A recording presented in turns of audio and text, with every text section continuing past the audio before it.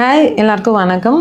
நான் டாக்டர் அபிநயா. நான் ஒரு குழந்தைகள் நல மருத்துவர் மற்றும் அலர்ஜி ஆஸ்மா சிறப்பு சிகிச்சை நிபுணர். ஸோ நம்மளோட யூடியூப் சேனலில் நிறைய வீடியோஸை இப்போ நீங்கள் எல்லாருமே பார்த்துட்டு வரீங்க அண்ட் நல்ல சப்போர்ட் கொடுத்துட்டு வரீங்க. ரொம்ப ரொம்ப தேங்க்ஸ். அண்ட் நான் ஒரு அலர்ஜி ஸ்பெஷலிஸ்ட் அப்படின்றதுனால என்னோட வீடியோஸில் நிறைய இன்ஃபர்மேஷன் ஆன் அலர்ஜி, ஆஸ்மா, தோல் சம்மந்தப்பட்ட அலர்ஜி, உணவு சம்மந்தப்பட்ட ஓஎம்ஐ பற்றி நிறைய பேசிகிட்டே வரேன். ஸோ இன்னைக்கு நான் இன்ட்ரடியூஸ் பண்ண போகிறது ஒரு ரொம்பவே புதுசான ஒரு ட்ரீட்மெண்ட் அலர்ஜி ஃபீல்டில்.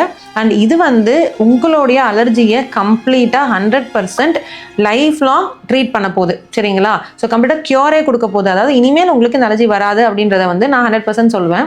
ஸோ அந்த ட்ரீட்மெண்ட் பற்றி தான் பேச போகிறேன். அந்த ட்ரீட்மெண்ட்டோட name immunotherapy. So immunotherapy அப்படின்னா என்ன? ஃபஸ்ட்டு அதுக்கு அலர்ஜியை பற்றி நம்ம புரிஞ்சுக்கணும். அலர்ஜி அப்படின்னா எல்லாருமே நினைக்கிறாங்க இம்யூன் சிஸ்டம் நல்லா வேலை செய்யல, கம்மியாக வேலை செய்யுது, அதனால அலர்ஜி வருது அப்படின்னு. பட் அது அப்படியே ஆப்போசிட்டுங்க. நமக்கு நம்மளுடைய உடம்புல இருக்கக்கூடிய அந்த இம்யூன் சிஸ்டம் அதிகமாக வேலை செய்யுது. ஸோ இப்படி ஃபார் எக்ஸாம்பிள் ஒரு குழந்தைக்கு நம்ம பால் கொடுக்குறோம், ஒரு வயசு ஆயிடுச்சு, பசும்பாலை ஸ்டார்ட் பண்ண போகிறோம் அப்படின்னா பசும்பாலுக்கு அலர்ஜி வந்துடும். உடனே பால் குடித்தோடனே குழந்தைக்கு உடம்பு ஃபுல்லாக தடிச்சு போய் ரொம்ப சிவியராகி குழந்தைய கூட்டிகிட்டு வருவாங்க ஹாஸ்பிட்டலுக்கு. ஸோ பால் அப்படின்றது ஒரு வயசில் எல்லா குழந்தைங்களுக்கும் செரிமானம் ஆகணும். அதை அவங்க உடம்பு ஒத்துக்கணும், அக்செப்ட் பண்ணிக்கணும். இன்னொரு விஷயம், காலையில் எழுந்தோடனே ஒரு சிலருக்கு தும்மல் வரும். வீடு கூட்டினோடனே தும்மல் வருது டாக்டர்னு சொல்லுவாங்க. அந்த தூசினால எனக்கு அலர்ஜி அப்படின்னு சொல்லுவாங்க. ஸோ நார்மலாகவே நம்மள சுற்றி எல்லாமே டஸ்ட்டு தான் இருக்குது. நிறைய பெட்டு, நாய், பூனை, சில பேர் வீட்டில் மாடுலாம் வச்சுருப்பாங்க. ஸோ இந்த மாதிரி நிறைய விஷயங்கள் என்விரான்மெண்ட்ல இருக்கு.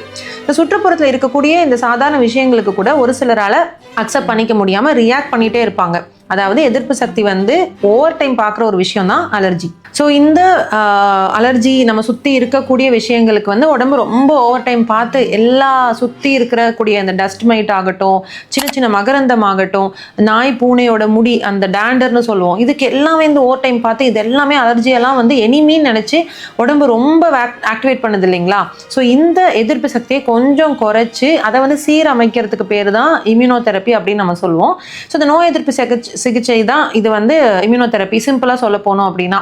ஸோ இது ரொம்ப ஹைஃபையான ஒரு ட்ரீட்மெண்ட்டாக இருக்கும் போல இருக்குது டாக்டர், பயங்கர எக்ஸ்பென்சிவாக இருக்கும் அப்போலாம் நீங்கள் நினச்சிங்கன்னா கிடையவே கிடையாதுங்க. உண்மை என்ன அப்படின்னா கன்சாலிடேட்டடாக நீங்கள் ஒரு இன்ஹேலருக்கு அந்த அலர்ஜி நேசல் ஸ்ப்ரேஸ்லாம் நீங்கள் கண்டினியூவஸாக நீங்கள் எவ்வளவு செலவு பண்ணி வாங்குவீங்களோ அதை விட இது பார்த்தீங்கன்னா 1/3 தான், 3ல் 1 பங்கு தான் இதுக்கு செலவு ஆகும். ஸோ இது யார் யாருக்கெல்லாம் தரணும் அப்படின்றத ஃபஸ்ட் நான் சொல்லிடுறேன். ஸோ ரொம்ப காலமாகவே உங்களுக்கு அலர்ஜிக் ரைனைட்டிஸ், அதாவது சைனஸ் ப்ராப்ளம் இருக்குது, மூக்கில் சளி ஒழுகிட்டே இருக்குது, மூக்கு அடைப்பு திரும்ப திரும்ப வருது, காலையில் எழுந்தால் அடுக்கு தும்பல் வருது, yes you are a right candidate. ரெண்டாவது ஆஸ்துமா இருக்குது, ஆஸ்துமாக்கு இன்ஹேலர் போட்டாச்சு, பெருசாக எனக்கு ட்ரீட்மெண்ட் செட் ஆகலை அப்படின்னு ஃபீல் பண்ணிங்கன்னா யூ கேன் ட்ரை. மூணாவது விஷயங்கள், சின்ன குழந்தைங்களுக்கு ஸ்கின் அலர்ஜிஸ் என்ன தான் ட்ரீட்மெண்ட் பண்ணாலும் மாய்ஸ்சரைசர் போட்டாச்சு, ஸ்டீராய்டு போட்டாச்சு, எவ்வளோ போட்டாலும் செட்டிலே ஆகலைன்னா ஸ்கின் அலர்ஜி சிவியராக இருந்தால் கூட பண்ணிக்கலாம். நாலாவது வெனம் இம்யூனோ தெரப்பின்னு சொல்லுவோம். அதாவது ஒரு சிலருக்கு இந்த பூச்சிக்கடினால ரொம்ப சிவியராக போயிடும். எஸ்பெஷலி ஹனிபி, தேனீ கடி, அண்ட் ஒரு சில ஃபயர் ஆண்ட், அதாவது எறும்பு கடிக்கெல்லாம் வரும். இது நாலாவது, இது கொஞ்சம் ரேர் இண்டிகேஷன் தான்.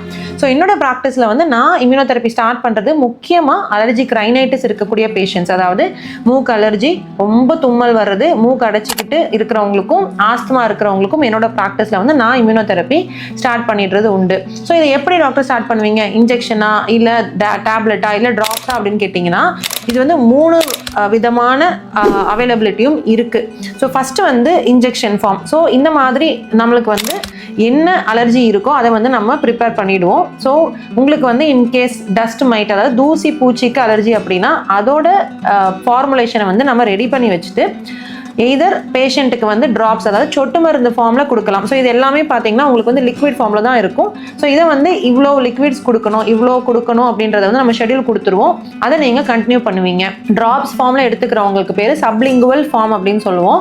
சப்லிங்குவல் எவ்ரிடே மார்னிங் நீங்கள் சொட்டு மருந்தாக எடுத்துக்கணும், ஒரு நாள் கூட விடாமல், ஃபார் 6 months. அதுக்கப்புறமா கொஞ்சம் கொஞ்சமாக ஷெட்யூலை குறைச்சி ஒரு நாள் விட்டு ஒரு நாள் அப்படின்னு நம்ம குறைப்போம். ரெண்டாவது ஃபார்ம், ஸோ இதே சேம் நம்ம இன்ஜெக்ஷன் ஃபார்ம்லையும் கொடுக்கறது உண்டு. இன்ஜெக்ஷன் ஃபார்மில் எடுத்து எடுத்துக்க விரும்புகிறவங்க வந்து ஒரு வாரத்துக்கு ஒரு வாட்டி 6 மாதத்துக்கு எடுத்துக்கிட்டு அதுக்கப்புறமா 2 வாரத்துக்கு ஒரு வாட்டி கண்டினியூ பண்ணிக்கலாம். ஸோ இதுக்கெல்லாம் எண்ட் பாயிண்ட் என்ன அப்படின்னு கேட்டிங்கன்னா, இம்யூனோதெரப்பி அப்படின்றது வந்து நம்ம வந்து ஒரு சளி பிடிச்சா ஒரு 3 நாளைக்கு மாத்திரை கொடுக்கறது, 5 நாளைக்கு சிரப் கொடுக்குற மாதிரி கிடையாது. உங்களுடைய எதிர்ப்பு சக்தியவே மாற்றக்கூடிய ஒரு விஷயம் அந்த ட்ரீட்மெண்ட்ன்றதுனால இது கொஞ்சம் ப்ரொலாங்டாக நம்ம தருவோம்.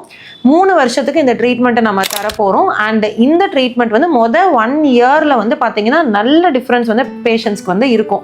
அவங்களுடைய மெடிசன்ஸ் எல்லாமே வந்து பாதி அளவில் டோசேஜ் குறைஞ்சிரும், நல்ல ஃபீல் பண்ணுவாங்க. கிட்டத்தட்ட ஒரு 2-3 மெடிசன் எடுத்துகிட்டு இருந்தாங்க அப்படின்னா இப்போ ஒரே ஒரு மெடிசன் எடுத்துகிட்டு நல்ல கம்ஃபர்டபுளாகவே இருப்பாங்க.